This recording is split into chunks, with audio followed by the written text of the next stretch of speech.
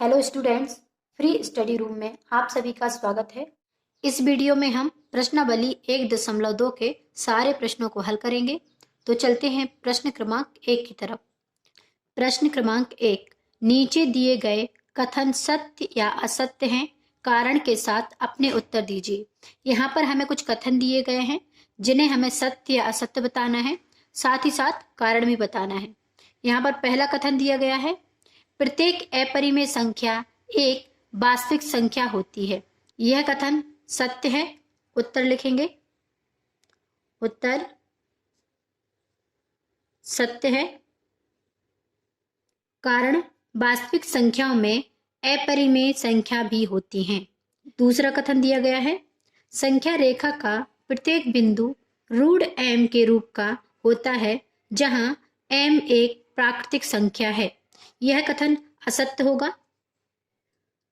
कारण, संख्या रेखा पर ऋणात्मक और धनात्मक संख्याएं होती हैं। प्रत्येक बिंदु पर एक वर्गमूल हो संभव नहीं है। तीसरा कथन, प्रत्येक वास्तविक संख्या एक अपरिमेय संख्या होती है। यह कथन भी असत्य होगा। कारण, क्योंकि वास्तविक संख्याओं में परिमेय संख्या भी होती है। यह हमारे प्रश्न क्रमांक 1 का उत्तर हो गया। अब चलते हैं प्रश्न क्रमांक 2 की तरफ। प्रश्न क्रमांक 2, क्या सभी धनात्मक पूर्णांकों के वर्गमूल अपरिमेय होते हैं? यदि नहीं, तो एक ऐसी संख्या के वर्गमूल का उदाहरण दीजिए जो एक परिमेय संख्या हो। यहाँ पर लिखेंगे उत्तर, नहीं, सभी धनात्मक पूर्णांकों के वर्गमूल अपरिमेय नहीं होते हैं। यदि सभी धनात्मक पूर्णांकों के वर्गमूल अपरिमेय नहीं होते हैं तो हमें कुछ उदाहरण भी देने हैं। यहाँ पर लिखेंगे उदाहरण। यहाँ पर हम लेते हैं √1। इसको हम कैसे लिख सकते हैं? √1 गुणित 1। यदि 1 का गुणा 1 में करेंगे तो 1 ही आएगा ना, और बाहर कितना आ जाएगा? 1। रूट से वह संख्या बाहर आती है जिसका जोड़ा बन जाए। यहाँ पर 1 और 1 का जोड़ा बन गया तो 1 बाहर आ गया। यहाँ पर लेते हैं √4। √4 को कैसे लिख सकते हैं? 2 गुणित 2। 2 और 2 का गुणा करेंगे कितना आएगा? 4। यहाँ पर भी 2 का जोड़ा बन गया तो 2 बाहर आ जाएगा। अब लेते हैं √9। इसको लिखेंगे 3 गुणित 3। यहाँ पर भी 3 और 3 का जोड़ा बन गया, यहाँ पर भी 3 बाहर आ जाएगा। यह हमारे प्रश्न क्रमांक 2 का उत्तर होगा। अब हम चलते हैं प्रश्न क्रमांक 3 की ओर। प्रश्न क्रमांक 3, दिखाइए कि संख्या रेखा पर √5 को किस प्रकार निरूपित किया जा सकता है। इस प्रश्न में हमें संख्या रेखा पर √5 को निरूपित करना है। सबसे पहले हम एक संख्या रेखा बना लेते हैं। यहाँ पर एक लाइन खींची। अब हमें जितने सेंटीमीटर, जहां जहां सेंटीमीटर है वहां वहां पॉइंट बना लेने हैं। यहाँ पर हर एक सेंटीमीटर पर मैंने पॉइंट बना लिए, इधर भी,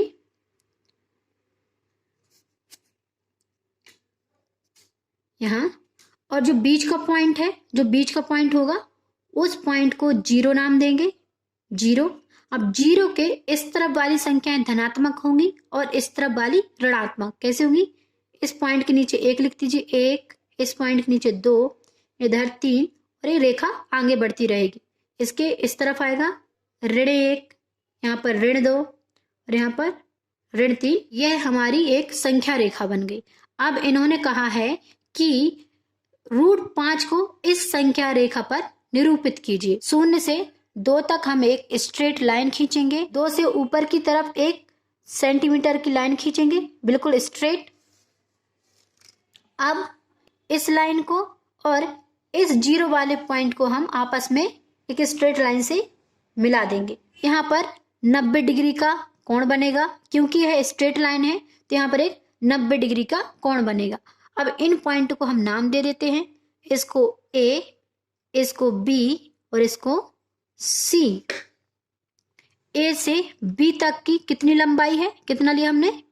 2। और B से C तक की कितनी लंबाई है? 1। AC क्वेश्चन मार्क है। लिखेंगे हल। यहाँ पर 90 डिग्री का कोण बन रहा है, तो यहाँ पर पाइथागोरस प्रमेय लग जाएगा। क्या लगेगा? पाइथागोरस प्रमेय से। पाइथागोरस प्रमेय क्या होता है? कर्ण का वर्ग बराबर आधार का वर्ग धन लंब का वर्ग। यहां पर कर्ण क्या है? कर्ण है AC। यहां पर होगा AC का वर्ग बराबर आधार क्या है? AB। यहां पर हो जाएगा AB का वर्ग धन लंब क्या है? CB या BC। यहां पर लिखेंगे BC का वर्ग। AC वर्ग बराबर AB कितना है? AB की लंबाई कितनी है? 2, तो यहां पर आ जाएगा 2 का वर्ग धन BC कितना है? 1 है, तो कितना आ जाएगा? 1 का वर्ग। यहां पर होगा AC का वर्ग बराबर 2 का वर्ग कितना होता है? 4 धन 1 का वर्ग 1। यहां पर हो जाएगा 5। AC वर्ग बराबर 5। अब दोनों तरफ रूट लगाने पर, दोनों तरफ रूट लगाएंगे। रूट AC का वर्ग बराबर रूट 5। रूट और वर्ग आपस में कट जाएंगे, तो यहां पर हो जाएगा AC बराबर रूट 5। अब यहां पर ध्यान देंगे, AC कितना निकला हमारा? रूट 5। अब हमें इस रूट 5 को इस संख्या रेखा पर निरूपित करना है। कैसे करेंगे? B, जहां पर B है उस पॉइंट पे आप प्रकार रखिएगा। यहां पर हम प्रकार रखेंगे और C से एक चाप लगाएंगे। C से एक चाप लगाएंगे। एक चाप जहां पर संख्या रेखा को काटेगा उस बिंदु को हम नाम D देंगे। अब AC और AD बराबर होंगे। क्या होंगे? AC बराबर AD।